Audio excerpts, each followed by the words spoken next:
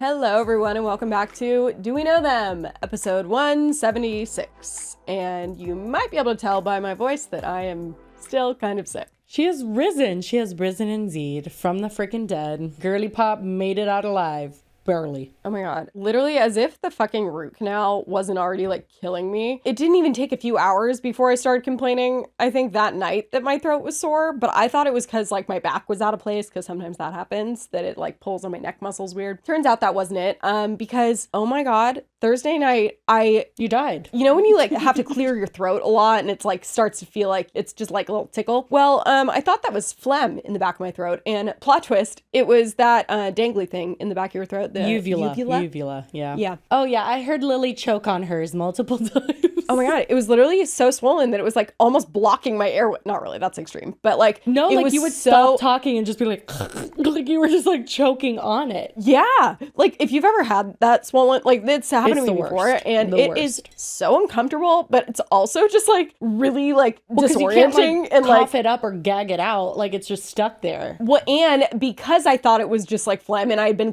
trying to clear my throat for like hours, then it made it so sore. Then it was like it hurt to do. Like I couldn't even talk. But oh my god, I went to sleep. I feel like it wasn't even like night. It was like we had a phone call or something, and then no, that was the next day. We filmed on Tuesday when you got your root canal. Wednesday you felt fine most of the day, and then Wednesday on night was when my Thursday- throat started hurting. Yeah, and then Thursday morning I woke up and was like, fuck. We had a phone call, and I like had texted Jessie. I was like, I'm super sick. I cannot do this phone call. But I like went on like secretly. I like just didn't turn my camera or anything on. Afterwards, I FaceTimed her, and I was like, hello. Literally choking on her uvula as she was talking to me. It was so bad. And I hung up that phone call and went to sleep. You guys, I was gonna call 72 wellness hours. check. No, literally, Like- I was gonna call the police. I was like, do I text Lily's mom? I don't I have woke her up number. for What do I do? Gatorade and to pee. Back in the day, you used to have your lulls, like when you would, we've talked about a lot about like your period illness, that you would just go down for the count for like I don't know, a whole day. Get my period. But then also like you've never been out for this long. Like that to me was No, insane. I haven't been this sick in like a long, like I haven't felt, it was straight up like every flu, I mean, not every flu symptom, like I wasn't like shitting or throwing up or anything, but I mean, almost threw up because I was choking on the fucking uvula. It was similar to when I would get the period flu because it was just like no energy whatsoever. Mm-hmm. But then even when I would wake up, I would like be like hungry and stuff, and I'd wake up for like 20 minutes and I'd have some soup and drink some Gatorade, but I didn't even want to do that because my throat was so sore. Like you can hear it in my voice, like I'm just congested, nasally, and it was just awful. And usually that would like go away in a day or two. It didn't, and then it was like 4 days went by, and then finally it was just like, okay, well I guess I have to be better now. And then here I am. Yeah, you made it, and I'm proud of you for fighting through. I know you still don't feel 100%. Like literally, it would be like a day and a half would pass, and I'd get like a 2-word text from Lily. It'd be like, are you okay? She'd just be like, ugh, no. It would be like I had woken up enough to like move my finger a little bit. Yeah. And then I went back to sleep. Now it sucks because now I'm having trouble sleeping because I got so much sleep. It might have been a mixture too of you feeling sick and then you just like having a normally bad sleep schedule. Your body was like, you know what? Deficit. Actually, no. Like we're just gonna go away for a bit. You hibernated. Literally. But anyway, Lily's back. You guys left some of the funniest comments on my update. Did you read them? No. Oh my god, our community post. So I put on the community post that she hadn't been feeling well, but I confirmed that she was alive because that was basically the bare minimum. And someone put, this would never have happened if Chili's didn't remove their original chicken crispers from the menu. Wait, I do have to go on this tangent. After my fucking root canal, after my fucking plague that I just got, and I still kind of have, do you know what news I get last night? Oh no. I get a DM from someone that I've not spoken to since like 2020. I get a DM that my pizza place that I went to growing up all through high school, all after high school, like Lamppost is where we go. If you've been watching me a long time, you'll probably be like, yeah, I've heard you talk about Lamppost, because like Lamppost is iconic. He sends me a post that Lamppost has closed. Not that they're closing. They've closed. No notice. No note. Wait, but how long has it been since you went? I mean, a hot minute now, but like How are they in the last expected to stay few open, years. Lily? No, well, that's like the amount of responses I got because I posted on my Instagram story, and the amount of responses I've gotten. It's like people coming out of the woodwork, haven't talked to or even heard their name in 15 years. Everyone knows what Lamppost is, and everyone loves Lamppost. But they have closed, and everyone is equally, I mean, not equally as devastated. I also then started my period today. So I literally... Oh my God, not our cycle synced up. Hold on, actually. I currently have mine too. I was like, what did I do to deserve all this? Yeah, so I was a little emotional, and I was about to have a full-blown mental breakdown until I realized there are a few other lampposts still scattered about in the Southern California area. There's one in Torrance, which I guess is like a little over an hour away from me. But if there's anything we know about me, I'm not above an hour drive for food. You do it almost for In-N-Out. Yeah. Yes. So knowing that I can get it again, that made me feel better. Well, at least there's still hope. Unlike the chicken crispers from Chili's, there's no hope there. I said to someone, it was like, at least they can't close all the In-N-Outs at once. There you go. But people left so many funny comments. There was a lot of like well wishes, just like, we care about your health more than an episode, like just relax, it's fine. And then there was just some really funny ones. Lots of leader lays in there. Lots of them. Someone Didn't put really in know that was gonna take appreciate off. the heads up, Jessica Urban, which honestly, fuck you guys. Like honestly, I should have known. This is why I don't tell you guys shit. You guys are using my past to hurt me, and that's fucked up. Your stage name. Literally, why did I say that story? Future. I should not have said that ever. Anyway, appreciate the heads up, Jessica Urban. Sending my regards and well wishes to Leader Lay. Make sure it isn't Janet keeping her hostage and using her phone to throw everyone off her scent. Anyway, lots of funny stuff on there, but Lily was dead and couldn't read them. So love you guys. You guys are so awesome and understanding. I also saw that I got replaced by a cat. Oh my God. Someone posted on her Reddit that the entire episode, the last episode, their cat was just sitting right in front of Lily's face, and it's very funny. Love that. That should have been our We Love the Cats Internet. really love the show. I know. Cats do love the show. Does your cat love the show? Let us know. But anyway, guys, we do have an episode for you. We have 2 topics today. We are going to get to both, and I'm not going to say it's going to be a short episode because that's a fucking curse that I put on our life every single time. So because that's a lie. I'm not going to say shit anymore. We are just here, okay? I don't know anything. I've not been on the internet for a week now. I love that Nikocado Avocado coming out of everything, like losing 250 pounds happens when Lily's exiting her coma. Because that's just like, it felt right. And I woke up to a few texts from it. But also, you guys, the powers have been summoned. The powers have been summoned yet again. If you doubt us at this point that we are the most powerful manifestors on the internet, that's a darn shame. And you don't even hear about the stuff that like we don't tell you, because like I feel like there's random stuff that even that I don't mention to you that like all have been like thinking about someone for the first time in years, and then like 2 days later they message me about something and I'm like, how did this happen?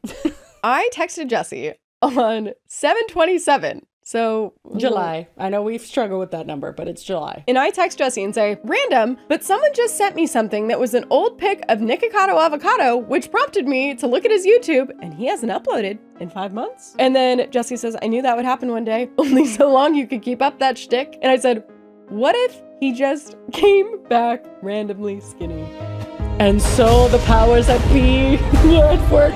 It's insane. So I think also we've narrowed it down to it's like we're basically psychic. Well, at this point, I don't know if it's we're psychic or we kind of make it happen. Because at that point, I think you're psychic. He had already lost the weight. I think a lot of the time it had like whatever we're referring to has already happened. True. We just didn't know. But when else has that happened? I know we did it with the Ace family getting divorced. Like we talked about the Ace family and then like the next day they were divorced. The fucking Fairly Odd Parents. What did we do? Oh, we relaunched the Fairly Odd Parents. Yeah. That one kind of creeped me out a little bit. Yeah, that one was really good, actually. Happy October. It's September, but it's almost October. It felt appropriate. But anyway, if you don't know what's happening, the first topic we're going to cover is Nikocado Avocado. He's randomly come back skinny. Literally, what the fuck? And I have so much to say about this. I will save our lore that I personally do. We know them? Yes, I do know Nikocado Avocado, okay?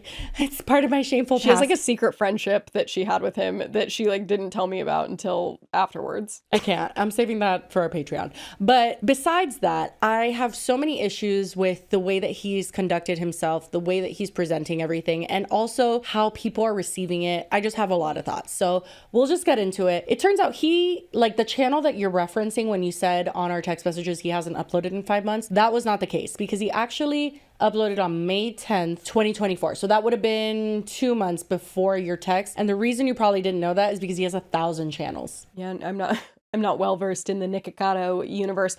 Also, question. We haven't talked about him in a while, but we did because he collabed with that guy. Yes. blonde guy, beard. What's his Oompa. name? Oompa. Oompaville. Oompaville. Yeah, I would have never gotten that. Yeah, that's it. Did that go anywhere? Did they have like 2 episodes and then they stopped? So that's what a lot of people are asking because, spoiler alert, if you don't know, Nikocado claims to be some sort of genius that has backlogged 2 years of content and has not filmed a video in 2 years and has spent all that time secretly uploading videos of him being overweight and then simultaneously losing weight behind the scenes. But the issue with that is that he did do interviews with channels like Oompaville and honestly, I think other places too. Although he did bail on the H3 interview, which is interesting. But also that was like 2 years ago. That wasn't 2 years ago. That had to have been like a year ago. It was in my old apartment. Was it? December. Yeah, so it was 2 years ago. So this must have been the last public thing that he did before he started secretly losing weight, as Lily predicted, of course. So I don't know how he decided to do things. What I do know personally from Nikocado is that he always planned on leaving the internet. He both spoke about this, like he spoke about it on mukbangs, but he also told me like he wanted to do mukbangs and then quit and then retire. Like he knew that he couldn't keep up whatever shtick he was doing. I feel like we're doing a horrible job at introducing him, so I'm sorry. If you don't know who Nikocado Avocado is, he started off as a vegan mukbanger. It was kind of a quaint little situation, nothing crazy. Quaint? Although, like, compared to, like, whatever it became, like, I would consider it quaint, small, I don't know, demure. Well, and he was vegan. Yeah, he was vegan, but he still did eat, like, a plethora of things. So, like, he would eat a large amount on camera, and that was always his thing, but it was definitely a more, like, timid version of what he became. Well, and then I feel like that was really what, like, when the mukbang community really, like, was thriving. Like he got in when it was like starting to get popular. Whenever like the cheesy noodles became a thing, that was when he was like at his peak. Maybe it was when he was at his peak, but it's definitely not when he started because I did follow him before. No. I think he was already in it, but then he came up with the... Yeah, for sure. But he always ate a large amount of food and that was always his thing. And then he turned not vegan. He was like, okay, forget it. And that was when things like slowly started trickling. So he started with like literally breaking down, crying, saying, I'm gonna not be vegan anymore. I feel sick. And then it like slowly went downhill to then him just eating huge amounts of food, gaining an excessive amount of weight. A lot of people don't know this about Nikocado, I don't feel. He is like 6'4" at least. He's so tall. So for him to have gained as much weight as he did, it's a lot of weight on a body. So like he started timid or quaint. What was the word I used? Yeah, quaint. Both of those, I think. And like then he started trolling the internet in ways that were a little bit less, it's kind of like Trisha Paytas, right? Like there's ways that she's trolled the internet that are less harmful than other ways that she's trolled the internet. Like there's different extremes of trolling. I don't think trolling in itself is necessarily bad. I just think the way that it gets, like you get addicted almost to that feeling of people being so outraged and like giving you attention. Well, he did the extreme food stuff and that wasn't necessarily trolling, but then he was like very clickbaity and then also he would start drama with people too. But I know when we were talking, I guess it was on camera. It's going to be on our Patreon later. Yeah. But you mentioned when he like did like a house tour and said he bought a $10 million house and it was a hotel. Well, it was an Airbnb. And then like when he had to get out of the Airbnb, he said, oh my God, I'm so fat. Like I broke the whole house. Like he was that kind of trolly, which honestly, I think if you want to pick fun of your own weight and it's like just small little things, I don't necessarily see the harm in that. I think that when he started making the switch over to more extreme things like DV with his husband Orlin and... Well, but even before that, there was like the quick detour to like causing problems with other creators, or at least calling them out. Like there was the Trisha thing where he literally was supposed to collab with her and then I guess she ghosted him. She's like taken accountability for this, I think, but she was basically like, we should collab. And he was like suddenly on a flight out to LA. Like, wasn't it like he went too hard? Yeah. So what happened was that he did he's actually a very talented violinist and used to be a professional violinist. That's the weirdest part of his lore, I think. I know. Yes. He's lived many lives. But like he was playing the violin to one of her songs. She saw it. I think it was a competition almost that she had. I don't know. But she saw it. And then I guess she saw that he did mukbangs, said, hey, we should collab. He took that as an invitation, flew to Los Angeles. To literally get on a plane from Colombia. Come out, and then she ghosted him. And it was like, she invited me out to collab. But it's like, well, I mean, she did, but she didn't. It's a lot. What do you mean you got on a plane? Like, it was a little weird, but then also like shady that she ghosted him. Yeah. So he he did call Trisha out for that. He called out Veronica Wang was a mukbanger he had issues with. He notoriously had drama with Stephanie Sue, who's a mukbanger and a true crime person that we're going to get into that. That actually is pretty relevant in what we're going to talk about because he may or may not have called her out again in this new era of his. He's just done a lot of things. And what I've always gotten the vibe of from Nikocado, even removing my personal situations with him, is he was always just searching for like, what's going to get me the most views? Like at the end of the day, I'm just going to turn my camera off and like, that's it. Like the internet's the internet and I'm me. And he was very different from my experience than he was online. Like he was just trying to do whatever he could to get the most amount of views he could to get paid as much as he can. I mean, I think that you could kind of tell that even if you didn't know him. Like, absolutely. Obviously, I think so he too. wasn't how he was portraying himself. It was just like, well, no more one's so, like that. I never saw him as a creator who genuinely connected to his audience. Like as someone who was a viewer before like, I ever was knew his him. audience? People just like mukbangs, but I mean like in general, when an influencer gains a large following, usually they try to connect to that audience in a way that feels genuine. Try to keep it. And he, in my opinion, tried to exploit that audience as much as he could. So it was like oh, I have this amount of people. Let me see how I could get even more. Let me just make as much money as I can and I'll retire. Like in any other case of any other creator, though, you would see them be like, oh my God, all these people want to watch my content. Like, how can I make this work? Like this relationship. It's because he didn't seem to even really pay attention to the fact that he had any subscribers, because like everything he did was not for subscribers. It was just to like as many people as possible to see this video. That is what I'm going to do. And that is when he escalated to like, it's the weirdest. Like it got bad. Him and the husband fighting was so random and it got inappropriate. Very, very bad. All I can say is that him and his husband are not like that. Like behind this, like they were faking that, obviously. And a lot of people know they were faking DV and stuff for views, but like that is so weird to put on that act. It's like, I'm not joking. It's like me and Nassim doing that. Like, it's just like you hang out with us and we're completely normal people. And then all of a sudden when we get on camera, we're hitting each other. Well, and that was also the thing is like they would film stuff and it would be like either the thumbnail would be like, my husband's leaving me, or like something super dramatic. But then it was always like the next week they would start a new mukbang and they would be fine. But then like halfway through, then like some shit would blow up again. And it was just like... Yeah, and one of the more toxic things too is that Orlin, and I believe this is something that is true, he has lied about a lot, Nikocado, but he says that Orlin has an autoimmune disorder that like him gaining weight puts him in a lot of danger. And if that is true,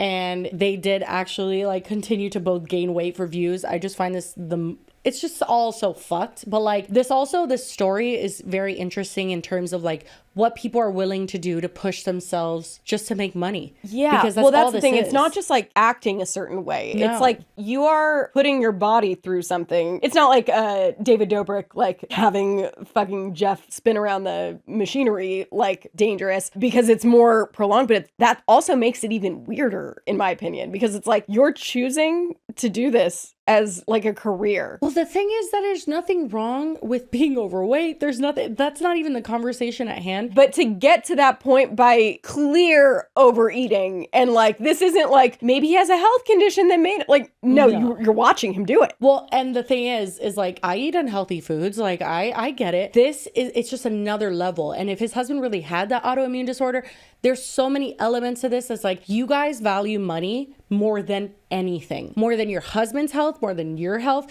more than your dignity. I mean, you're talking about a man who would shit his pants on camera, allegedly, but he would say he would shit himself on camera. I think there are creators that like, they do stuff on camera that they can stop filming and they can turn the camera off and they live their life. But it's like, this is your life. like you could turn it off and you're still that person, even regardless of weight or anything. I do find it very concerning for creators who can do that, because like I would consider myself someone that does that, where like we can film and then I could turn off the camera, upload my footage to Drive, and just be like, okay, like, let's go play Fortnite. But I don't feel like I've committed atrocities on the show. There's a level of understanding that I have as a creator. There are things that I don't intentionally do that maybe I could look back on and be like, oh, I shouldn't have done that. But all in all, I am showing up. Though. Well, the thing is, like, I am trying to show up, though, and do my best. Like, whatever that means. Like, if I'm just trying to have a good time and I'm trying to comment on something and give my honest opinions, like, this is who I am. Is that perfect every time? No. But I'm not inauthentically just trying to fucking drive a bunch of views and shit. If I was trying to do that, my whole entire internet presence would have looked a lot different. Okay, I had a lot of opportunities to do that, and I didn't. But even when you look at like Clever, like clearly Beauty Break wasn't like what I do in my free time. It wasn't like, oh my God, let's try all this weird makeup. And That's so innocent, I don't though. even exactly. Well, I was like that. I could turn the camera off because one, I mean, it was a company and it was like I could leave. I mean, not really. I could leave the company and go home and not work. I was always working. But like if, for example, I had a date, it wasn't like I couldn't escape what I had done at work that day. Like, because it wasn't that serious. This, again, it's like body-wise, you can't escape it because now you are just doing it to yourself. But then also, like, it takes a weird person to be able to joke about all this stuff so consistently and so to such an extreme. His entire internet footprint is a giant, like, shit stain. I'm sorry, but it is. Like, it genuinely feels like someone who just prioritize money over everything. And this is a perfect example of that. And he wants to try to play this all now as some grand social experiment, but I actually do think it's a social experiment in the opposite way. Yeah, I was gonna say, I mean, what is he trying to, like, what's the genius here? Oh, we'll get to that. So he disappeared for 3 months, okay? His last video, it's just the thumbnail. Like, you're just, it's a glimpse of what he used to post. It was called, I quit my quote unquote weight loss journey, time to get fat again. 3 months ago, he had already lost the weight at this point, okay? He was posting a backlog of content that he has self-admittedly gathered over the course of 2 years. That's the last point that he was on YouTube, okay? On TikTok, he had a little bit more of a backlog. We'll get into that in a second. But then all of a sudden, a couple days ago, he pops up with a video where he claims he's 2 steps ahead. So we're just gonna watch the beginning part. This is his villain speech. I highly encourage you to at least, and this time I'm not false advertising, please put at least 1.5 speed because he talks so slow. Before we continue, we really quickly want to thank today's sponsor, and that's Lumi. And Lumi is definitely something that I've needed the last week. It has been over 100 degrees every day this week. I know. What is going on? By the way, Lumi is a whole body deodorant. It comes in like every form possible. There's cream deodorant, there's stick deodorant, there's wipes, there's everything. And I've needed all of it because it has been so hot the last week. I know. The deodorant wipes have been saving me. I always say that, but I can't get over how much I love them and how much they get rid of my stink. It's not like a cover-up thing. It's like I just wash my armpits like without having to wash my armpits. Cleans the source. And the wipes, you could use them on your armpits like I do, but you could also use them everywhere else. The same with all Lumi products. They're safe for your entire body, your pits, vulvas, you know, the whole deal. Which makes sense because it was developed by an OBGYN. They also now have plus sweat control. It's the same outrageously effective whole body deodorant you love with the bonus of sweat control. And the Lumi starter pack is perfect for new customers. So it comes with a solid stick deodorant, cream tube deodorant, and 2 free products of your choice, which could be like a mini body wash, deodorant wipes like we love, things like that. There's a bunch of options. And that has free shipping. So as a special offer for our listeners, new customers will get 15% off of all Lumi products with our exclusive code DOWEKNOW. And if you combine the 15% off with the already discounted starter pack, that equals over 40% off of their starter pack, which is an amazing deal. That's code DOWEKNOW for 15% off your first purchase at lumideodorant.com. That's code DOWEKNOW at LUMEDEODORANT.com. And thank you so much to Lumi for being an amazing sponsor of this podcast. And keeping us from smelling.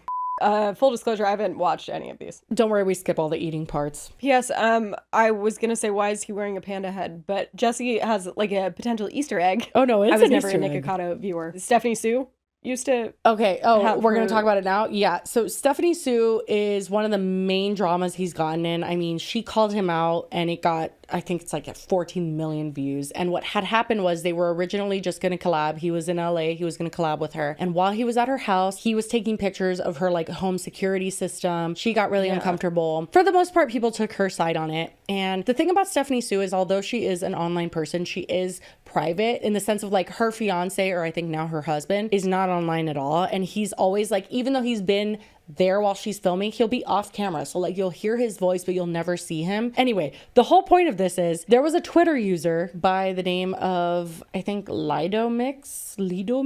I think it's a, like, I don't know, fan account or something. So they pointed this out. And basically what it shows is that Stephanie Sue's fiance, husband, I'm sorry, I'm not super familiar with the lore, wears a panda mask when they take pictures together because he is more private. And that panda mask is, I shit you not, the exact same one that he opens up this video video with, pretending to be this villain that has like controlled everything all along. And I'm not talking like, oh, he's also wearing a panda mask, which would already be fucking weird. But I'm talking about it is the same panda mask. When you look at the shadows on the nose where the eyes look through. There's like hair missing. Yeah, it's literally, that's where they see through. And then I looked on Amazon and there are different panda masks, but I saw that specific one on there. And so he probably went searching, allegedly, this is my opinion, he went searching for one that looks like Stephanie Sue's husband and decided like, you know what, let me do a little bit of shade here. Otherwise, this would be the most insane coincidence of all time. Just want to state that. Like, it maybe seems like it's just like, I don't know, taking off his old life and like, I don't know what he thinks he's doing. You're not Taylor Swift, okay? We're not spending time decoding a casual this. giant panda mascot mask hanging around. It's also weird. I found it weird already, but this is even way weirder. Anyway, this is his villain speech. Prepare yourself. I am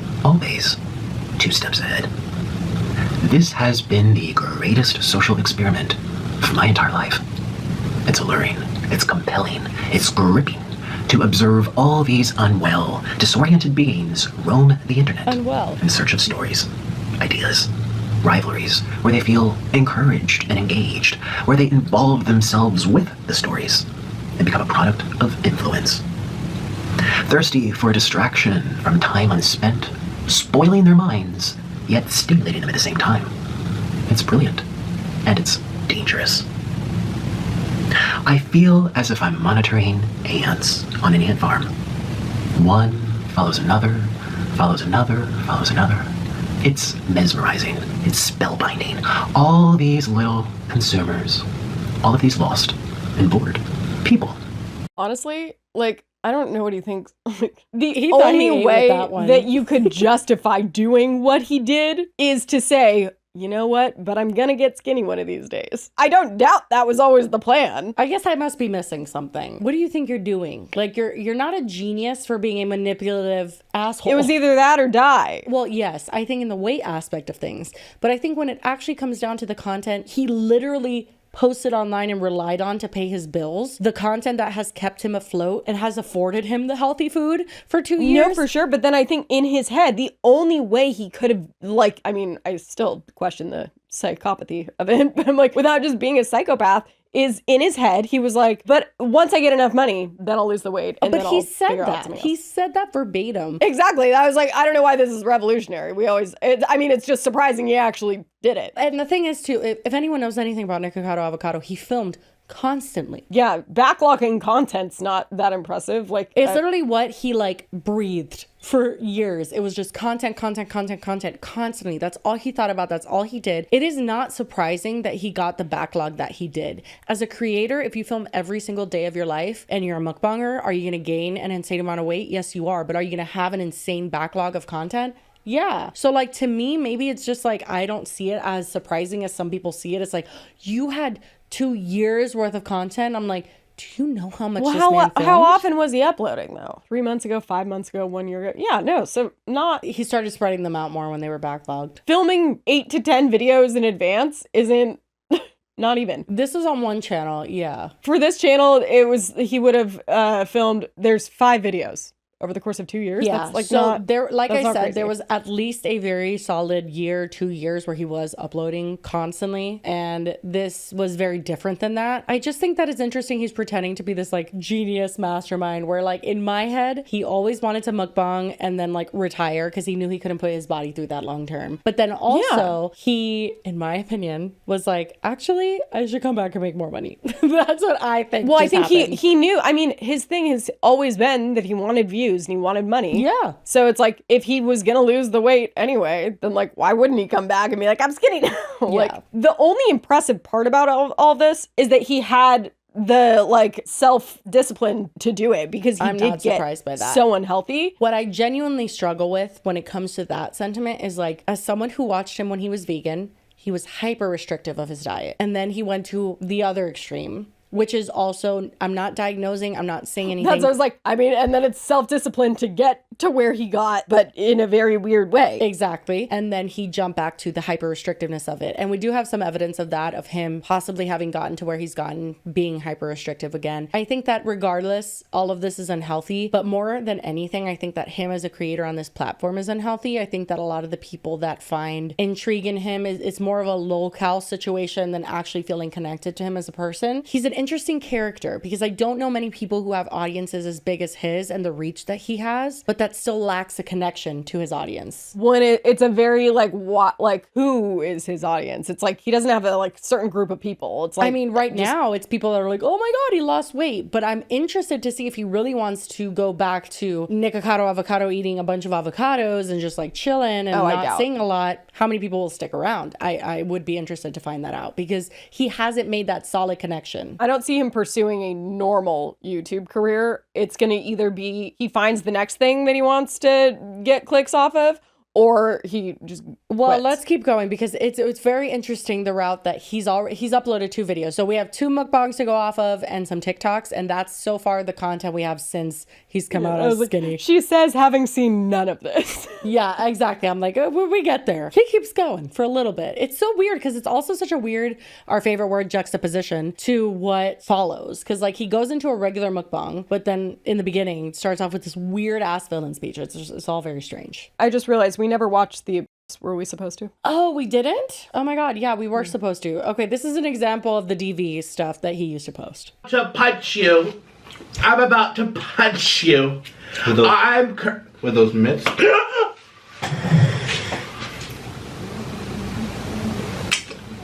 There's neighbors right next door having a party.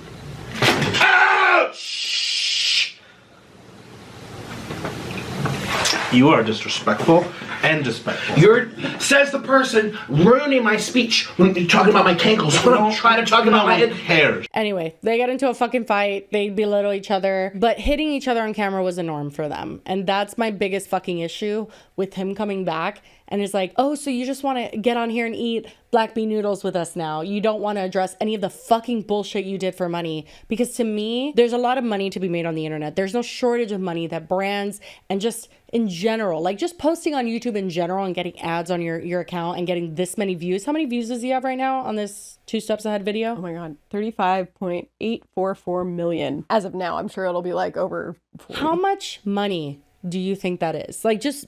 I don't know. I can't do that math. We don't get those views. I think that a safe number to put out there is like probably over 300 grand, 400 grand. Like it's just, to me, I think I get frustrated in not even a hater way. It's one thing to be a lolcow on the internet. That's one thing. But to literally mock DV, trigger people were worried for you. I knew it was fucking fake because I knew both of them. But then also to come back and be like, oh, everyone was just watching and like trying to say like, you're all sick for using this as entertainment. And it's like, you did it though. Like, you know what though? He's so full of shit because the beginning is this whole villain speech, and then multiple times in like his second video on his second channel is like, I don't even know if anyone likes me anymore. Like, I'm just happy to be here with you guys. Like, what the fuck are you talking? How would anyone feel safe in connecting to you ever again as a creator? Because as someone who genuinely did watch his mukbangs at one point, years and years and years ago, and did feel connected to him and wanted like the best for him and whatever, what the fuck is this? Like, this is just giving manipulative, like, just on another level. We'll just let him finish his villain speech because he goes on for a little bit, but then there's a lot more to cover after this. So I am the villain because I've made myself one. And you will continue to consume these stories about me year after year after year, for as long as I tell the internet that I am the villain. I don't know why you're bragging about that. And linger and inflict the minds of the ants. Influence the ants. Brainwash the ants. You are the ants. Today I woke up from a very long dream, and I also woke up having lost 250 pounds off of my body. Yet just yesterday, people were calling me fat and sick and boring and irrelevant. People are the most messed up creatures on the entire planet. And yet I'm still managed to stay 2 steps ahead of everyone. Again, Like, what? I'm so underwhelmed. The thing is, again, you're not 2 steps ahead of shit. This was always your plan. You both vocally said it on your channel that you wanted to lose weight once you like finish this. He always said, this isn't the end game. Like, I know I can only mukbang till this and then it's over. And then he started trolling. So I guess he didn't want to be as transparent with that part. This was always his plan. Like, it's literally like, did anyone think that he was going to do that forever? He always said he wasn't I said earlier, forever. like, it's either he stopped or he was going to die. Yeah, but what's really weird about this whole intro and him being like, so I am the villain. Actually, yeah, you are a little bit, because when you're mocking DV, when you're triggering people, when you're worrying people, when you're also just in general exploiting the fuck out of people, what do you want out of that? Like, what, you know, they say you reap what you sow. Like, what are you gonna reap? Because what you've sowed is garbage and shit. Also, though, like, I wouldn't have called him a villain. I don't know what he's like, what this narrative that he had, like, what is he so going dramatic. on about? Well, that's the thing about him is like, he is still playing a part. Like, he is still acting like he's not a regular fucking person. But then again, you're gonna see the switch when it jumps to the mukbang. It's like, okay, now I'm normal, now I'm fine, I'm whatever. So what the fuck is this? And why are you in the panda hat? And like, what the fuck are you doing? Like, he's still trying to be outrageous because he still wanted the views and the money. That's always been his that's the main thing. I'm motive. like, he's basically like, you all fell for it. It's like, fell for what? Your like weird spiral? We didn't and, go like, through that. I've been chilling for the last 2 years. What have you been doing? Yeah, kind of a train wreck that people couldn't look away from. I don't really know what you think this gotcha moment is, but... Well, and also it's just kind of, I mean, I know that they're few and far between, but he did have a group core audience that did support him since the beginning. Like, it's such a slap in the face to do that and just be like, haha, you fucking idiots. All you're doing is giving away the fact that you didn't actually establish a human connection, an actual, I mean, not even in the parasocial sense, just like in the sense of like, yes, right now we're in our own rooms and we're filming to a camera, but like, we understand what we're doing here. And so we carry a weight with that. And he's just like admitting that he didn't. And it's just like, fuck you guys, I really could give a fuck less. And that to me is just icky. And again, like, not a gotcha moment. No. And also, I feel like even the last time we covered him, we were like very much giving him like a, you know, people like would watch you if you didn't do this. Absolutely. And it's like, I don't think people were like rooting for his downfall and wanting him to die. It's like, no, people wanted you to do this. Actually, I'm just confused why you're acting like it's like such a Uno reverse. Like, The joke's on you. no, that's you, because you just spent the last how many years doing this? Anyway, then he goes to like hang out with his bird, Mr. Noodle, who he hasn't seen in 8 years, who I remember watching Mr. Noodle in his videos when he was in Colombia. Hasn't seen in 8 years? He was staying with someone else. I don't know the logistics. I know that he was in Colombia and then to bring him back, it was a whole fucking mission. Anyway, whatever. A whole side note that doesn't matter. Don't share food with your bird. That seems gross. Anyway. That's the biggest takeaway of this video. Biggest takeaway, stop sharing food with your bird. That's weird. So the main way that he describes what has happened is that this was all a bad dream. And he's just waking up from this dream. Yep, that's one way to describe it. And I'm back here with all of you. And it was a long 8 years, wasn't it? It was a long 8 years. And I didn't think that it would have gone this long, but it did. And it was like a bad dream that, yeah, it was like a really bad dream that we were waiting for it to be over. And...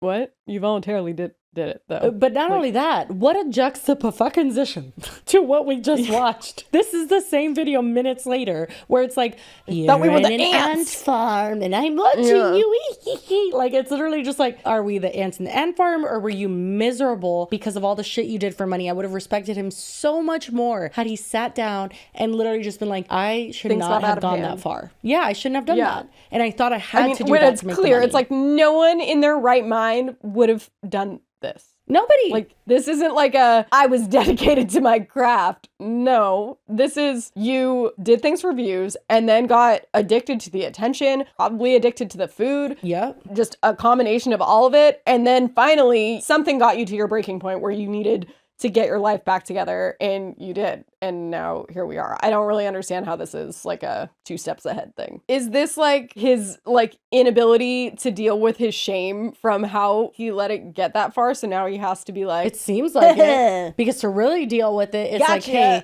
X, Y, and Z that I did was not okay. Like, that's the only way to really deal with it. And it seems like he hasn't. It seems like he's just like, I'll just come back on and like show people I got skinny, see who's still here. Anyway, he mentions multiple times how this was all just a bad dream. And he says it feels good to be back. He says that he doesn't know who is actually, like, if anybody likes him anymore. Something I found that was interesting. He burps in this and then he apologizes. You could click on that one because I was like, you've shit your pants on camera. Do you remember? And this is hot and steamy because we're eating noodles. Excuse me. I'm back home. Shit, that was my first burp of the entire video, and I am so sorry. I actually said I don't want to be so ridiculous in this video. It's going to be a little ridiculous because of how messy this is.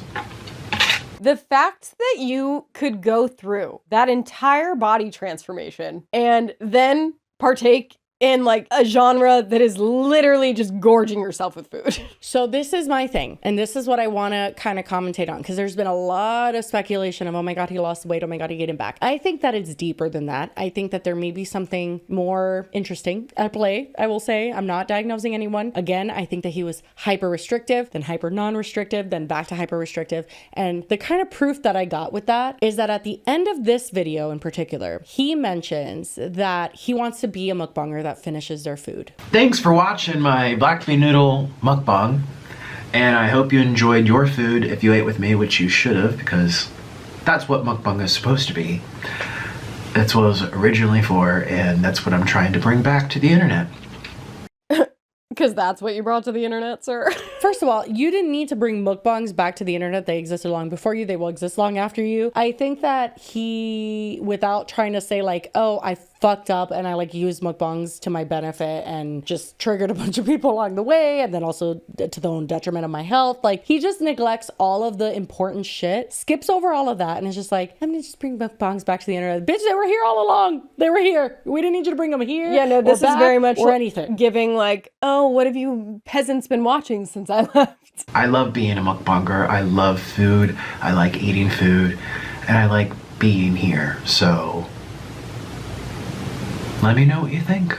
Okay, I thought that was, sorry, I got his second channel video mixed up with this one. He doesn't say that he wants to finish his food in this one, but he does say it in his second channel video. We can skip to that because he admittedly says that the second channel video, like, meal is 5,000 calories at least. It's cheesy butter wheat noodles. Oh my God, back to the fucking cheesy noodles. Exactly. And it is a huge portion, and he does force himself to finish it. But most importantly, and I do think this is important to comment on, because I do think it's like, if you zoom out of all of this is a person who struggles with their relationship with food, one way or another. But he literally talks about how bad he feels after eating this meal. I stood up to put noodle back, and you know when you're like at a party and you've been having something to drink, then you've had like a second and maybe a third, and you're feeling good, and you're like, oh, I'm fine, I'm totally good, totally fine, oh, I'm great, normal. And then you have someone's walking around with more drinks, you have another drink,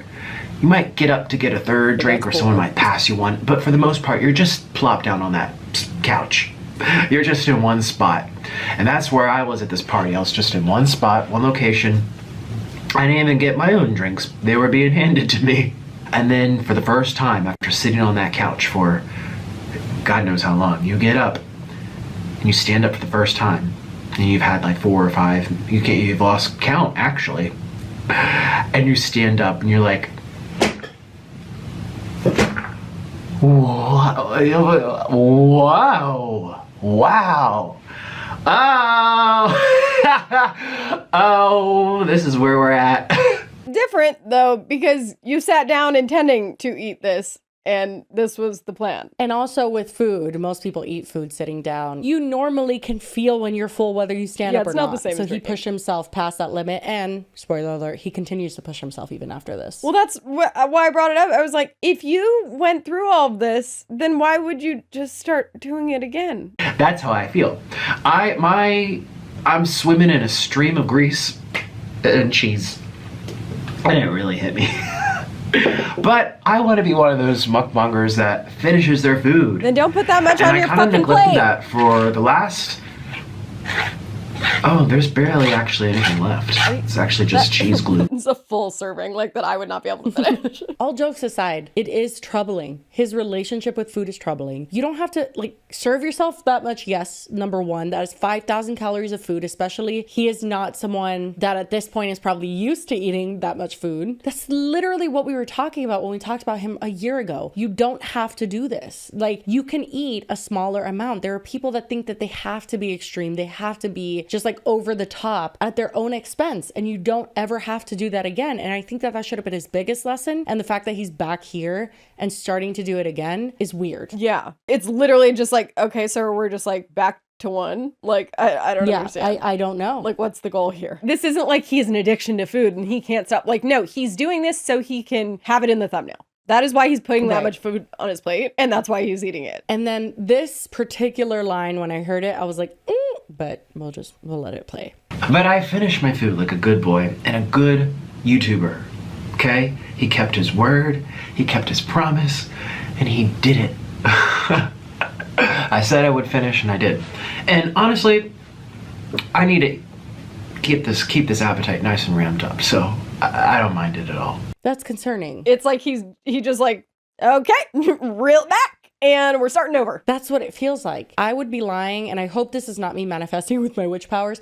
I would be lying if I said that it would surprise me if he did everything all over again. No, it would not surprise me a bit. And I'm not saying that he can't eat a lot. I'm just saying you shouldn't have to. If you're feeling drunk off of grease, you don't need to keep pushing yourself for the camera. Every time I've done a mukbang on my personal channel, it has always been a regular plate of food.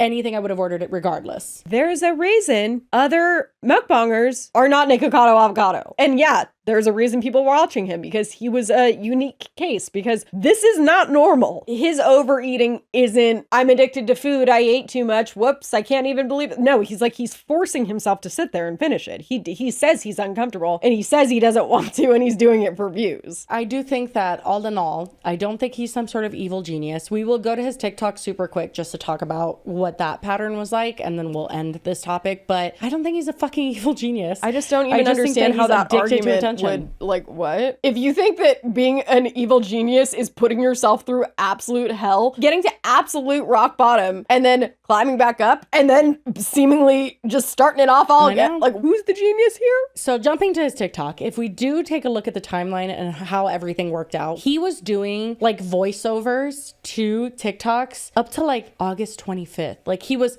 posting drafts on August 25th, but he took a 4-month hiatus. So the last TikTok that he posted was April 2nd of 2024. He did a voiceover. I feel like he did this voiceover after he lost the weight. And this was a draft he was posting. Excuse me, I need to get something off my chest. I have had it with all you people going around saying, I thought he lost weight. Excuse me, that was 2022. It is now 2024. Jeez. I've already announced that I'm no longer trying to lose weight. A long time ago. Not interested. Not for me. Waste of time. Goodbye. Anyways, I'm enjoying a healthy little snack of vegetables, zucchinis, squashes, capsicums, peas, and radish. That's why it turned black, because I blended it up. Now, at my heaviest, I was 411 pounds, as you people know. And yes, I gained most of it back, but I'm still slightly less round than before. So 2 points plus for me, buy one, get one free. And you know what? Everybody has to eat to survive. And I'm allowed to be slightly overweight. This is America.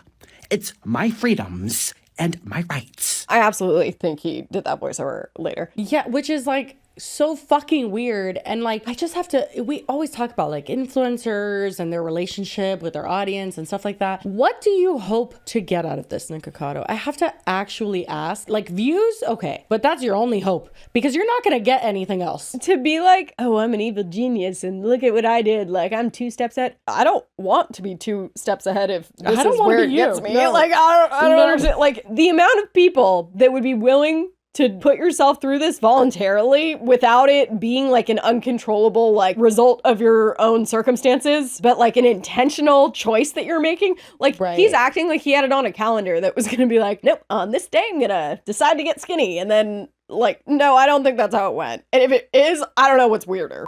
Hey girlies, I just wanted to chime in because I found something while I was pulling assets that I know I found interesting and I thought you might too, so wanted to share. I will say, I think that this might be a piece of the Nikocado lore puzzle that has led people to be more in the he's a genius camp. For me, doesn't really do that, but it is interesting, not only for what it is, I'll show you in a second, but also because he has not actually like directed people to go to this video that I'm about to show you. I just happened to stumble upon it when I was looking for other videos. And unless you are a big Nikocado fan and subscribe to like all 6 of his channels, then you probably wouldn't necessarily know it existed. But if we go over to his More Nikocado channel, it has 1.6 million subscribers. And if you had been, you know, perusing his YouTube channels and looking for thumbnails to pull for assets for a podcast that you host, you may have zoomed out. And if you guys are familiar with Nikocado, he kind of keeps the same vibe for all of his thumbnails. So I was scrolling through and then I saw one that kind of caught my eye because it is very different than the rest of the thumbnails. And then I saw that the title is 2 Steps Ahead, Original 2022. I think you might find it sounds a little familiar, you could say. 2 steps ahead. I am always 2 steps ahead. This has been the greatest social experiment of my entire life. My entire life. It's alluring. It's compelling. It's gripping to observe all these unwell, disoriented beings roam the internet in search of stories, ideas, of rivalries, where people feel themselves with the stories, and therefore become a product. Thirsty for distraction from time spent from spoiling their minds while stimulating them at the exact same time. I feel as if I'm monitoring ants on an ant farm. Okay, I feel like you probably get the picture. Basically, I had to tweak it for timing, and there was a few extra words here and there in his original video, but if you missed that, it's the exact same monologue he just uploaded the other day. So, I don't really know what it means, because to me, it changes nothing. I don't care if he planned any of this in advance. I don't know. For me, that doesn't really check the genius box, because, like, in that vein, I told Jesse earlier, like, what if I, tomorrow, was like, you know what, you guys? I'm gonna get addicted to heroin. And when everyone got concerned, I'd be like, oh no, don't worry though. I'm gonna get addicted to heroin, but then I'm gonna get clean after. It's gonna be great. I'm gonna film the whole thing. Obviously, I don't think this was quite as an extreme, but still pretty extreme. I just, like, would people applaud me for that? All I have to say is that I hate it here, and he is not a genius, despite what way too many of the comments are saying. But yeah, okay, that's it. Back to us. Bye. But so his comeback TikTok, this was like the one that he posted after his hiatus. Again, the longest he went without posting was like 4 months on TikTok, and that was recently. 2 steps ahead. So this is him just dancing to his villain speech. 2 steps ahead. This has been the greatest social experiment. And because this has over a minute of content, this is 1 minute and 19 seconds long, he's monetized here. And he has millions of views. He's fine financially. Because of all of this, because of the shit that he's put on the internet in the past, he's fine. I think that mentally, I truly hope, like on a human level, that he's doing some work there, because both his relationship with food and his relationship with the internet are very troubling to me personally. And I also think it's weird that the internet has collectively decided he's some sort of genius. I think there's a lot of people who have clocked it and who have been like 2 steps ahead, like, okay, keep walking then, like, bye, like, we don't care. But there's a lot of people who are like, oh my God, he did what? Like, this is the thing. I can't go there. This is what I think he could get even more views on. Is someone said, I need a 2-hour-long video going into detail of timelines, behind the scenes, and him losing weight, and etc. That's not how that works. Just go watch his vegan shit before, because he literally probably just restricted how about his you diet just to watch that all of his point. mukbangs in reverse? But before we go any further, we have a word from our other sponsor, Rocket Money. Rocket Money is a personal finance app that helps you find and cancel your unwanted subscriptions, monitor your spending, and helps you lower bills so you can grow your savings. It does also help you budget by keeping custom categories to keep your spending on track, and you get any alerts if bills increase in price or if there's unusual spending activity, aka I go anywhere other than Target or In-N-Out. I get a lot of those actually. I'm like, no, it's just me again. Sorry. And honestly, I am starting to take budgeting more seriously. I'm not even joking. I'm like, okay, I cannot keep spending as much as I'm spending. So Rocket Money has been a go-to for me this month. I just started literally a week ago, but it's going great. And Rocket Money has over 5 million users that have saved over $500 million in canceled subscriptions alone, saving members up to $740 a year when they're using all the app's features. So stop wasting money on things you don't use and cancel your unwanted subscriptions today at rocketmoney.com/DWKT. That's rocketmoney.com/DWKT, rocketmoney.com/DWKT. Thank you so much to Rocket Money for being an amazing sponsor of this podcast. And saving our money. This man is so smart. I cannot with this. This man is so smart. Do you know how we got here? 8 years, he said? The thing is, you have to understand, a lot of these people are coming in and being like, oh my God, he lost a bunch of weight. They don't know the lore. They don't understand him. They don't know how all of this happened. Like, but I feel like there are people that understand it saying that he's smart. Is it smart? I don't know. Let's see you do it, because there's a reason no one else is doing it. It's fucking crazy. He's troubled, is what I would say. But yeah, I think that a lot of people don't understand how backlogging content works, bulk shoots, things like that. They don't understand how much he spread out content to make it look like it was real. And he had a lot of drafts. He filmed a lot. Content was his main... It was his life. The thing is I know that there are like people that do actual social experiments where they put themselves through like The blanket fucking term. McDonald's documentary, Super Size Me. Oh, well, yeah, that, but I was going to say even aside from food, like a blanket term of like putting themselves through torture where they're like putting themselves in severe discomfort. But usually like it's because it is performance art of some kind. It's like giving some kind of social commentary, and that's like what they're passionate. They feel like their performance is valuable enough to make sense like why they're doing it. You're giving people something out of it other than just like exploiting yourself for money. And like, that's what I'm missing here. I'm like, you were willing to torture yourself basically to do this? No, but he also tortured society. He tortured his fans. People that genuinely cared for him were worried about his well-being, worried about his marriage. He was a toxic creator for years and years, and it wasn't a bad dream, Nikocado. It's stuff you posted on the internet. That's what I was saying earlier. It's like there. His inability to like come to terms with the shame he, I would assume, has to be feeling. But at the same time, if he did it, like, I don't... Dude, it's still up. All of his videos. He didn't delete everything and come back and be like, I shouldn't have done that. He has not even once said he shouldn't have done that. He has just gone balls to the wall, and said like, I'm going to just put as much crazy content up and then just come back and be like, actually, just kidding. I'm an evil mastermind. Some studies have found a connection between psychopathy and low shame proneness, but there is a condition called meta-shamelessness that involves reveling in shamelessness when it's brought to someone's attention. I don't know if he's reveling in shamelessness. I just think that he doesn't feel shame. He just did a TikTok dance to himself talking. He's kind of reveling. That's true. So I am the villain. Because I've made myself one.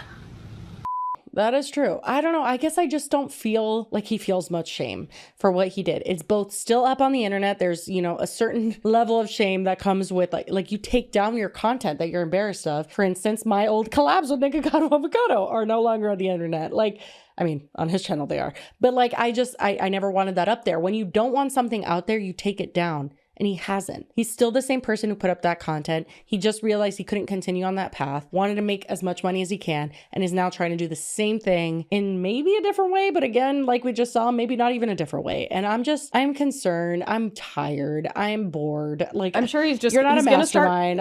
He's gonna start pumping out content of how he lost the weight, and everyone's gonna be like, "Oh my god, you're so impressive!" And then he's gonna probably just see if that leads to any opportunities. Maybe he'll host a weight loss show or something, and like Jesus, he'll ride not that the Biggest wave Loser. Please, until he can't. Because at this point, it doesn't seem like it's even about money. Because like, does he need the money? I think it's the attention. Well, that's what he's addicted to. He is addicted to the attention. He loves it. It's pretty much what his entire life revolves around. I think that rather it being a social experiment on us and like the consumers and people who consumed his content for so long, it's more of a social experiment on what a creator is willing to do when all they really want is money and attention. And I think that certain people, not many, I think that is few and far between on the internet, but certain people go to very unknown depths and very shameful depths to kind of accomplish that. And I couldn't imagine living that life and like laying my head down every night and knowing that's the life that I live. But that's what his footprint is. That's like his legacy. That's what he's going to leave in this world. And to be okay with that is, I mean, and I just looked up another article and it says why some people are shameless, and it categorizes psychopathy with narcissism and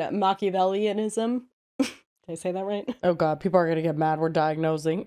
No, I mean, I'm not literally, it's when you type in like when someone doesn't feel shame, this is what comes up, because it's like he doesn't. Clear. I mean, maybe he does, but it's like, I don't know. Any normal amount of shame would deter a person from carrying out all of this. Yeah, I think a study needs to be done on it. Literally. Honestly, well, so I'm it says that there's also something called successful psychopaths, and they score highly on extreme confidence and cold-heartedness, but they're not prone to impulsivity and violent criminality. It's easy to see how a freedom from shame could also contribute to their success by giving them the ability to take social risks that sometimes pay off. Evolutionarily minded psychologists have called this approach to life a cheater strategy. We're not diagnosing. We're just I'm just Lily's saying. just reading a random fucking article from the BBC. It does track, and I just like, is it cheating though? Because cheating, it usually would imply that you have won the game. I don't think he has won any games. He's won a lot of money, but at what cost? Yeah, I was like, I honestly. still think he's the loser in this whole situation. To me, you can't pay me enough for my dignity, for anything. Like, I know he doesn't have like children and stuff, but that's not even the reason why I wouldn't want to be ashamed online. Like, I've always been that way, and everything I've ever done has weighed heavily on me, my entire footprint on the internet. And I just don't know how that doesn't apply to him. He's just like, comes back, is like, I wonder if anyone likes me anymore. It's like, no, because that's not understand what you did.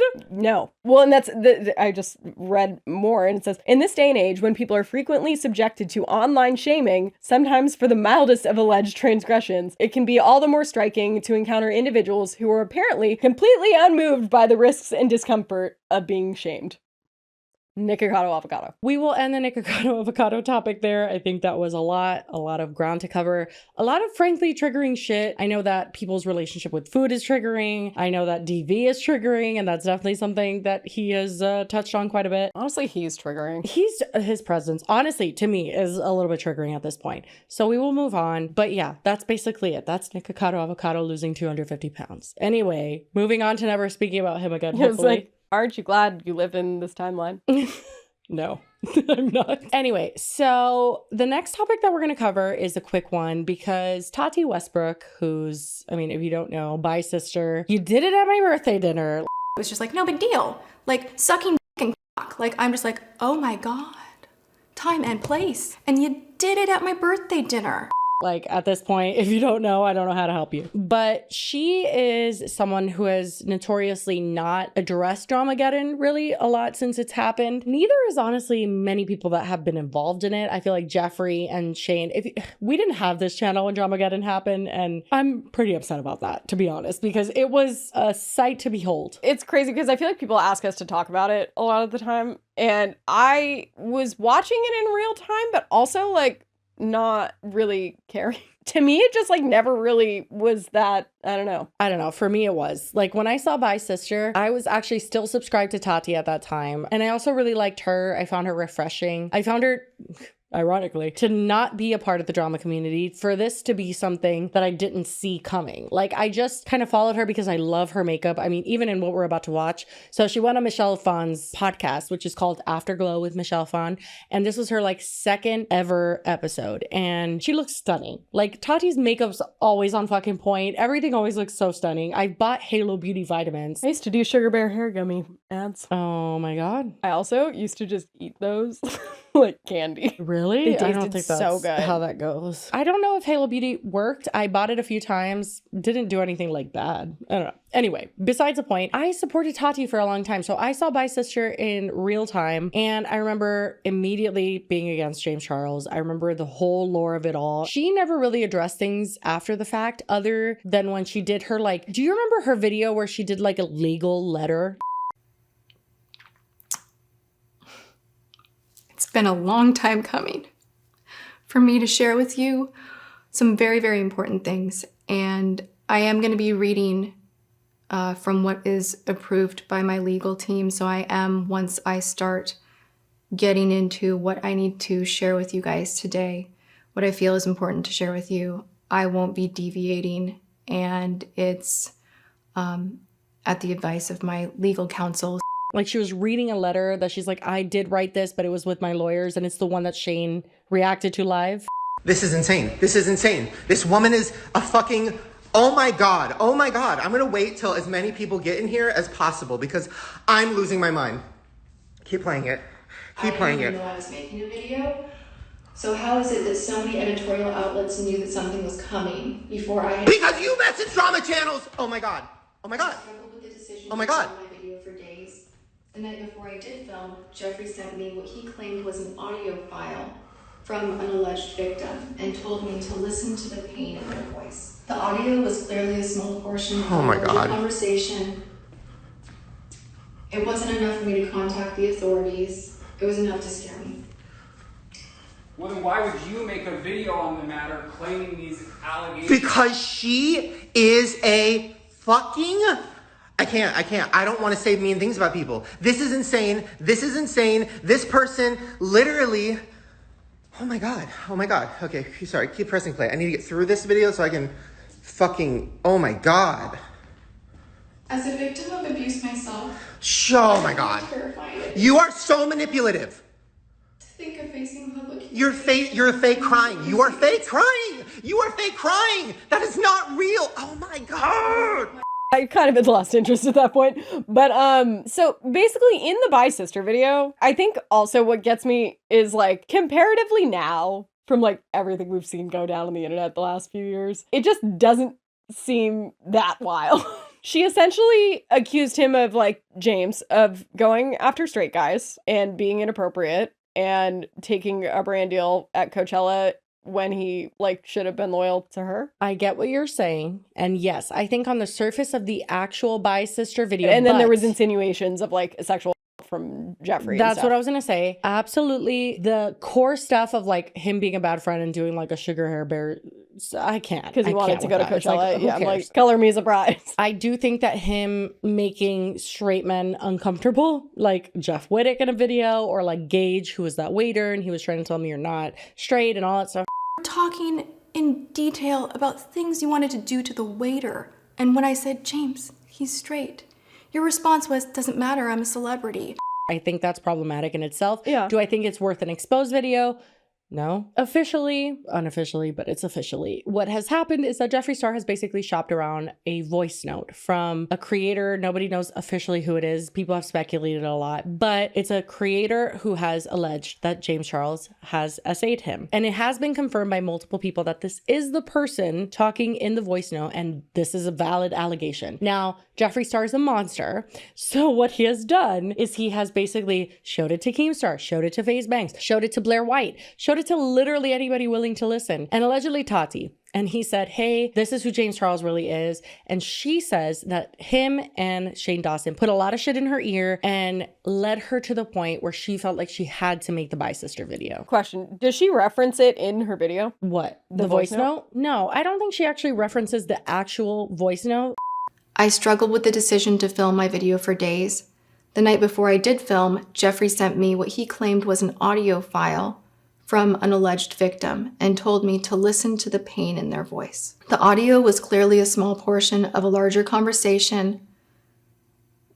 It wasn't enough for me to contact the authorities. It was enough to scare me. As a victim of abuse myself, I know how terrifying it is to think of facing public humiliation and legal proceedings. It wasn't my place to contact authorities. It was not my place to contact authorities or the alleged victim, and I made no mention of it in my video. I think she, like you said, alludes to him being just diabolical. I Which mean, he is, I know but for people different reasons. personally that have heard the voice notes, so I know it exists. I don't know if the allegations are whatever. That's not important. But I just was wondering because that was what was like the route to like get her to make the video, but she didn't even actually include it in the video, like mention it. It does make it a little bit more diabolical that like it very like puppet strings Jeffree doing stuff because it's like he's playing chess, not checkers. I don't trust Jeffree Star with fucking anything. Yeah. And do I believe that him and both Shane manipulated her to make that video? Yes. Do I also think she was an adult that made that video? Yes. Like, I think that there's two different sides to it. But being in Jeffree Star's presence once in my life felt like I was in the presence of a vampire. He just like is so tall and just like lengths over the whole, I don't know. He's scary, okay? He was supposed to come on Beauty Break once and he got into a car accident. Supposedly, I don't think he really did. I think you know what that's called? Manifestation. That's what that's called. The girlie's powers. That's called the universe saving you, girlie. This is the first time since that whole video where she was addressing everything after her long break, where she's actually talking about it. And it does make sense why she's doing it on this platform because Michelle Phan has been around in the beauty industry for so long. She's one of the first people I ever saw on YouTube as far as like beauty is concerned. I think that she has a lot of bad things on the internet, like when she said that, you know, essential oils could cure COVID. But I talked to Jesse earlier. I was like, isn't Michelle Phan in like a cult now? She's not in a cult. She's just, you know, she's a little too crunchy. But that being said, Tati sits down with her and talks about basically everything, how she met James Charles or like how that started, how it started with Jeffree Star. So we're going to touch on a few parts of this. I do want to say, and we're not going to talk about it, but she talks about like her sobriety and overdose and her experience with that. And then she has a main channel video where she talks about her own sobriety and all that stuff. That is her story to tell. If you want to hear about it, it is on this podcast episode and it also is on her channel. But we're just going to focus on like the Dramaggedon aspect of it. I think that's what we wanted to touch on. And also we don't really want to like interpret her story for her. So anyway, we will first get into what I think went viral on TikTok for a little bit. And also I found very interesting, which is how she talks about James and how her and James came to be friends, because notably there's a big age gap there. Yeah. Well, and didn't he like do her makeup at her wedding? He did, which is interesting to say the least. And something that I've never been able to really clear up because I've tried to let the past stay in the past, but hey, we're kind of digging up a bunch of stuff right now. So back in the day, you know, I did help James Charles quite a bit. And I think that there's been a big misconception that I somehow pursued the relationship with him. He was 17. He didn't have an established channel. He was the one hitting up me in my DMs. We met the first time at Generation Beauty in New York. Oh my gosh, in the green room. And he was like, oh my gosh, I love your channel. I'm like, let's hang out in LA. And it was him pursuing me. So a lot of people have felt that I somehow was pursuing him for a benefit. And that was a weird part of the story. During that time, like my channel was growing. There were a lot of people coming at me that wanted to suddenly be my friend. And that was really bizarre. I had been through cycles of drama, kind of kept to my own. If you're filming every day of the week, you don't have a lot of time for all of these relationships, you know? It's true. So I'd work a lot. I found that to be a very weird way to word it. Do you find it weird? Yeah, I mean, I think she's not trying to be like, I was a victim of him. I think she's just trying to say I wasn't using him. And is just saying it really weird. Yeah, but also if you're in your 30s and he's 17, can a 17-year-old pursue you? You can tell him like, this doesn't make any sense. Like, I wish you well with your Yeah, but I think she would probably I don't know. Say like, I felt bad for him. I wanted to like be a mentor. Like she said that before, that she wanted to be a mentor for him. Like, I don't think she had like devious intentions. No, I don't think she was bad intentioned with it. I just think that like that is a weird thing to do. As someone who's probably close to the age that maybe she was and probably older than I am right now, when she first met James Charles, I just cannot imagine entertaining that. No, for sure. But I also think since she was older and a like more established creator and YouTube was still kind of new and he was like one of the first like really big like beauty boys, I see her being like, I'll take him under my wing. Like, I agree. I don't think it was like predatory. I just think it's weird. He always told me that I was the reason that he wanted to get into makeup, and I was the reason that he was inspired to start his channel, and that my channel was one of his favorites, and he just loved watching me. And it was just nice to hear, to be honest. I was like, wow, like this kid, like really, like I'm like the grown-up inspiration, like this, cool, like how can I help you? There's a huge age gap between me and James Charles, and it's so funny because back in the beginning, my husband was like, you know you're not best friends with him, like he's a kid. And I'm like, yeah, I know. I'm like, but he's really like looking for some help, some guidance. I made the choice that I was gonna help him. Like a lot of people online were crapping all over him. Back in the day, he had drama with Nikocado Dragon. You know, I've never screwed him over. I've never publicly humiliated him. I've never done any of that. And a lot of people who are buddy-buddy with him right now have not always had his best interest. They didn't want him to succeed. They saw this new kid coming up and they're like, no, this is not gonna happen. And I was constantly like, you're talented, you've got this, keep going. What do you need? How can I help you? I had a lot of influence at the time. You know, my channel was much bigger. Come on my channel, do my makeup. You know, we started talking pre-CoverGirl, so we're talking before everything exploded. Like I always envisioned that he would grow up. At some point, we'd kind of meet up as friends because he would be an adult.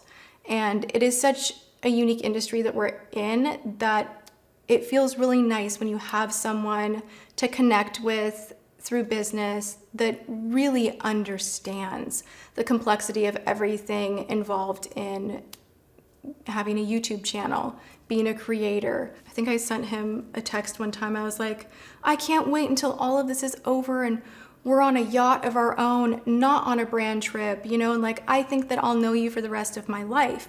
I wrapped as much love as I could around this kid, more from like a parental stance than like a best friend stance. Like, I just think that there's no reason for... Couldn't be me, he's not your but... son. I think that that's the clip that went viral because of the wording she chose to use. Like, he pursued me. Like, I didn't pursue him. He's 17 years old. He's gonna, like, try to do anything he can to get big on the internet. And he did do that. And I just think that as someone that was maybe not as established on the internet, but established in life, in your 30s, like, you're not established in life, but, like, you have a firmer ground on, like, who you are and like what you want. And I just can't imagine like entertaining a 17-year-old if they're coming up on YouTube. Like, this isn't the what is it, Karate Kid? Like, yeah, but I think that is probably exactly why she felt like she was like a responsible person that he could look at. I don't know. I feel like people in the YouTube sphere, especially during that time when it was like not as many, like now you could meet people like every day where it's like you have 1 million subscribers and have no idea who it is. Like, it was very much like an established kind of like group of people, I feel like. And maybe YouTube isn't what it was. Like it's changed a lot since then. And I totally see her being like,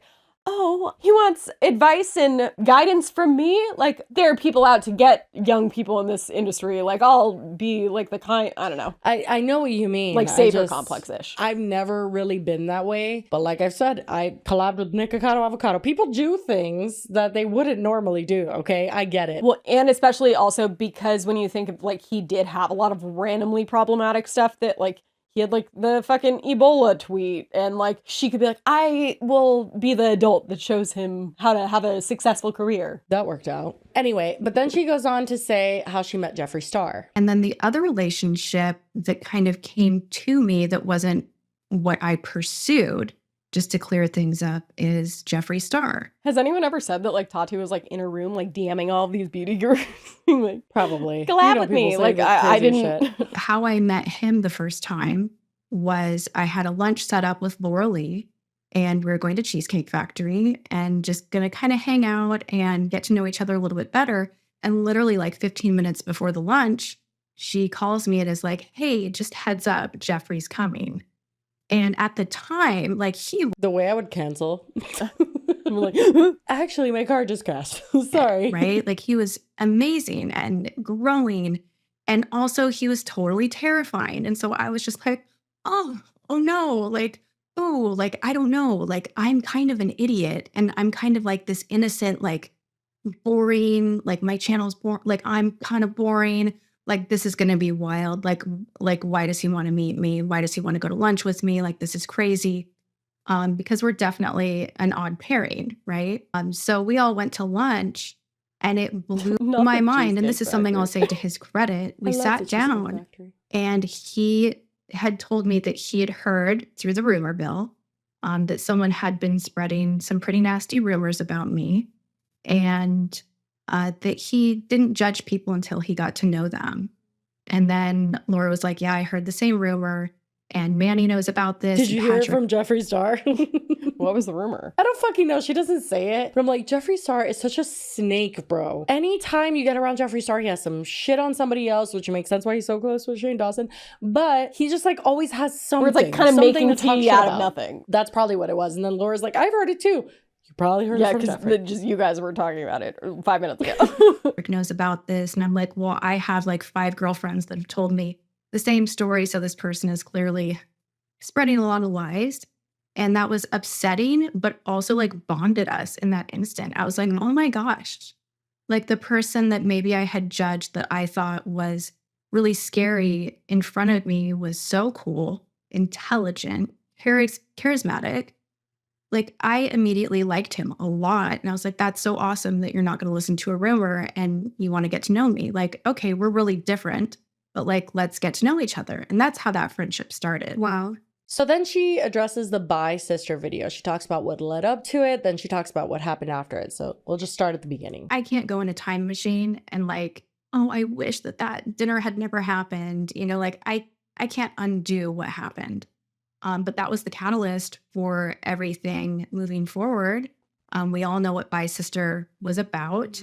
Mm-hmm. Did I think it would blow into what it was? Did I have the capacity to have 50 million views? So what she's referencing there, if you haven't seen Bi Sister, is, again, like Lily said, he was being accused of trying to turn straight guys gay. This birthday dinner was her specific example to speak to this behavior that she said that she had witnessed over the course of their friendship. And that was like her last straw, where it was just like, you're doing too much. And that's you what did she's it in my referencing birthday right dinner. now. Exactly. So she describes that as being the catalyst of everything, but then also Jeffree Star and Shane Dawson. Like, a couple million, and we've broken up and we're done, and I don't associate with him anymore and we're done. Like that's really where I was at. I felt like I had to make that video, but I had a lot of noise in my ear, and a lot of powerful people bringing information to me, and it happened. I was really distraught over the information. It was very triggering to me. What kind of irks me, though, is I feel like she wouldn't have made the video if the sugar bear hair gummies aspect wasn't a part of it. You think? And now she's kind of trying to make it seem like I was presented this information and I had to do what was right. And it's like, or you wanted to publicly cancel your friend for not being loyal about your hair gummies. I think it was a mixture of everything. I think that as someone that did watch her before that happened, it was so out of left field. Like she never even said anything related to drama in a video. So it was so bizarre and out of character, seemingly. And when you hear that she said like that Jeffree not believing the rumor about her, like that bonded them. It's like they bonded over gossip in the beginning. So this was just kind of like a slow burn. True. I know. I don't think that it was completely just the hair gummies, but I think if the hair gummies didn't exist, they wouldn't have convinced her to do it. Maybe. Some pretty significant trauma in my life, and it triggered every part of me,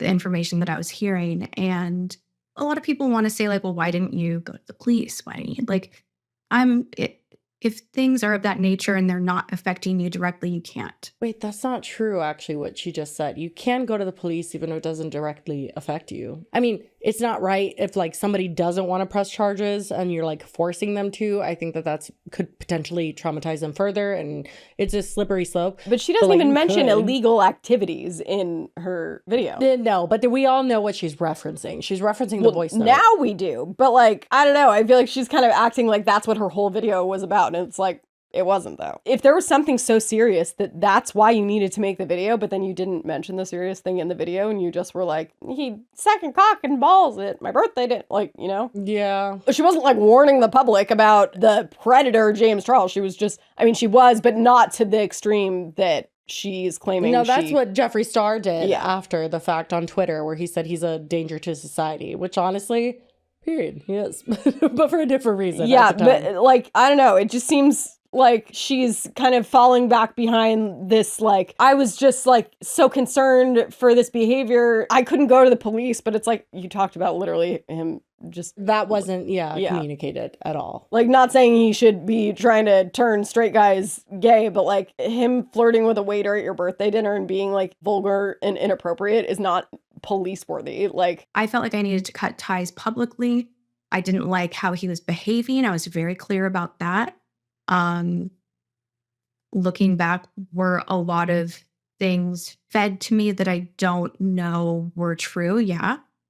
You know, if you hear that YouTube executives are going to be deplatforming someone, and you should definitely make sure that you keep your distance because this is happening and it could take you down too. What? This is where I'm like, they were all eating up each other's bullshit. Like, that's not a thing. Okay, I know, but also, can't you so picture Jeffree and Shane saying absolutely. That? No, and I'm just like, oh my God, you believe? Like, when have you ever seen someone literally get deplatformed and then you'll come down with them too? Why? Logically, that does not even make sense. And it's interesting because they do demonetize people, but they don't really deplatform unless you're like a criminal and accused, and like that's like a final thing. Yeah, not for doing my birthday dinner, you know? I could not believe that this happened. Like, I know people will say like, you chose to sat down, you did this, like you had a choice, and I did, and I made that choice. But it did seem like you were, I mean, I don't want to speak for you, but it just based on what you're telling me, it seemed like there was some sort of manipulation into you creating it. It felt like that. Yes, but also like manipulation that she was taking part in. Like, it was just, you're all gossiping about shit and not. I agree. I think that she kind of removes herself from the manipulation as much as she possibly can. Like, were you maybe a pawn because Jeffree wanted to fuck over James for whatever reason? Sure. But you were a willing participant because you were getting something out of it, because apparently, according to you, you were saving your career. Because YouTube was gonna. I agree. She does give a lot of like, I'm so innocent and naive and I didn't realize what was going on. It's like, well, no, it seemed like you did know what was going on. You might have believed things that weren't necessarily true. And like, you did so though, because you were saving your own ass, you thought. Like, that's not naive. That's pretty calculated. By the way, if there's any like Tati stands on there, I'm really not trying to shit on Tati. I'm kind of just like actually thinking all of this out loud for the first time ever. No, I think that's fair. I think that she did. I mean, talking about bonding at fucking Cheesecake Factory and stuff, it is all of you gossiping about what you believe to be people gossiping about you. And liking it when it benefited you until it didn't. We also know how this works. And it's like, okay, you weren't just like a quiet little mouse there. Like, you were also doing the talking and the gossiping and all that shit. And you believe them and you shouldn't have. Valid. Jeffree Star, do I believe he's an evil mastermind? Yes, I do. Fuck Nikocado Avocado. He is actually the evil mastermind. Well, and I don't doubt that Jeffree and Shane could have been like cooking this up behind the scenes. Like, I don't even think they would have flat out been like, she's the one. Like, she's who we're gonna make the video. I don't think it was like that. It was that I don't think it could have happened if they weren't able to speak to her ego and like talk her up and be like, you're really big. Like, you need to make this video to protect yourself. Like, if someone had told me that, I'm like, protect myself? What are you doing? Like, to believe that, you have to be a certain level of kind of just, you're in on the gossip. You're like, I don't know. It's a cutthroat world. And no, I'm just keeping it real too. Like, real recognizes real. And when that came out, I'm like, I remember thinking, this is not Tati. Like, did something happen? Like, man, why would she post this? It just seemed really out of character. The information that I had felt really upsetting. And so upsetting that you didn't mention it. James Charles referred to me publicly as mom, like, hey, mom, like, and like, we're. That's, again, like, this feels more like she didn't want to get embarrassed by, like, the Stuff kid coming out. that she had, like, stuck her neck out for and helped launch, not launch his career, but, like, helped grow his career. And she didn't want to let him get the last laugh. I agree. I Like- think that she was more scared of information coming out and her being associated with him than anything else, which I do find really interesting because when she came back online and did that whole like scripted thing, she was very publicly sorry to James Charles. Back in December 2019, after Shane and Jeffrey's series ended, James Charles came to my LA home and we compared DMs, texts, and stories about what had happened behind the scenes. We apologized to each other, forgave each other, and agreed to wait patiently until it was safe for me to share my story. Since that night, James Charles has repeatedly said that he wanted to be beside me for this video. But I felt it was important that I do it alone. Because he deserves my first apology. And I am really sorry, James. And I've said that privately, but I want you to hear it publicly. I'm sorry. And was like, I love you and I'm sorry and all this shit. But that was after he had made his video debunking a lot of the stuff that... Way after. So, like, then had to protect herself again and not only apologize publicly to him, but tried to take Shane down and say that he all but, like, offered to make the thumbnail. Yeah, I don't think that she's as, like, oh, la-di-da, like, I know nothing of the internet. Like, I do think she got a little bit deeper into things than she would like to admit. Do I think that she was manipulated by both Shane and Jeffrey? Yeah, I believe that in a heartbeat. I think that those two are easily very manipulative and very self-serving. I think that, and they both, they feed off each other, too. So, like, again, like, she, I think, played a role in this. Like, it wasn't just like them pulling the puppet strings. I think it was like, no, they all were drinking their Kool-Aid. Yeah, I think that she's more involved than she would like to admit. And then I also think that it's interesting that she has never publicly, I guess I get it. I guess I understand why she would not want to dip her toes into the James Charles world, but she has also not ever publicly acknowledged like the shit that he actually did bad. You know what I mean? She had to make that video though because of his terrible behavior that you didn't actually acknowledge in the video. Like, you did all of that and then like now he's actually low-key like a danger to society. Yeah, wouldn't you be like, I told you? Exactly. Except even you a didn't. mention somewhere she doesn't. The last that we know, she was like, I love him and I'm sorry and I've told him privately, but I will tell you publicly, I'm so sorry, James. That's the last we know. She has never publicly denounced him since then. I guess I get it. Yeah, I was gonna say, I get it. She doesn't ever want to be involved in drama Touch that again. But again, if the whole catalyst for this whole thing was like how concerned you were because of this behavior, and then when the actual concerning behavior comes up, then you can't even, like a little tweet. I don't know. I don't think that she's like this malicious mouth. I'm not thinking that it's like the three of them were like around a cauldron, like brewing this whole thing up. But I just think she's like kind of playing the victim a little too hard. I agree with that. I do. I think she got a little bit wrapped up with the wrong people and it's unfortunate. And I do think that she gave into that at the same time. And she was a full-blown adult. And I mean, she does say, she's like, I did make a choice. And I did do that video. And honestly, it was I think a wild time to be on the internet. I'll say that. What's crazy, had none of that happen, like literally three adults, like again, putting out a hit piece on a teenager, just totally removing who James Charles is from this. That's insane. But then also when you think about it, putting James back who he is, I bet you everything that has come out since would have been much more of a thing and not as dismissed probably had this all not been a thing first. Maybe, yeah. This kind of getting disproved and then people mistaking that maybe for and then it's just like these allegations. There's so many things and who can even keep track anymore? It's like, yeah, I could see that. But anyway, that's pretty much it. That was, I feel like we've been filming for 2 years. What about you? I agree. My back hurts really bad. And same. We need to get some lumbar support pillows. Or maybe I just need a new chair, I think. Oh no. Are we switching already? I don't know. I need to start looking. Oh boy. Well, anyway, we love the internet. Do we? Sometimes, not often. Let me see if I have anything, actually. Oh, I do. It's a dog one. Oh, yay. So the caption says, my senior pup was told by the vet that he needs a nightly stretch. Here's how it's going so far.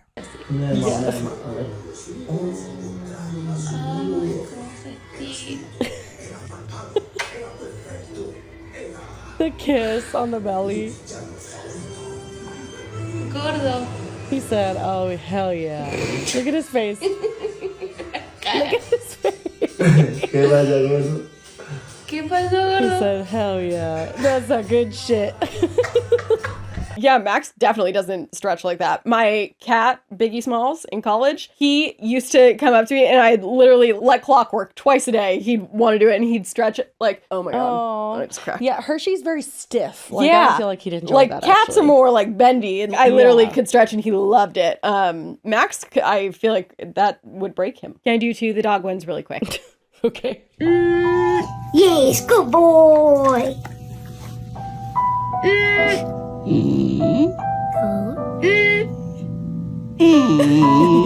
Yes, good boy. Oh my God. He not only teaches Stop this dog it. to stick out its tongue, but it does the noise too. And then this. Not the up music. That shit fucking wrecks me every time. I Right. can't. This is, I guess, part of a longer clip. And I think I've seen it before, but I passed it today and it got me. Felicity, I'm 22 years old and I'm reading for the role of narrator in Princess Party. Just let me know when I can start.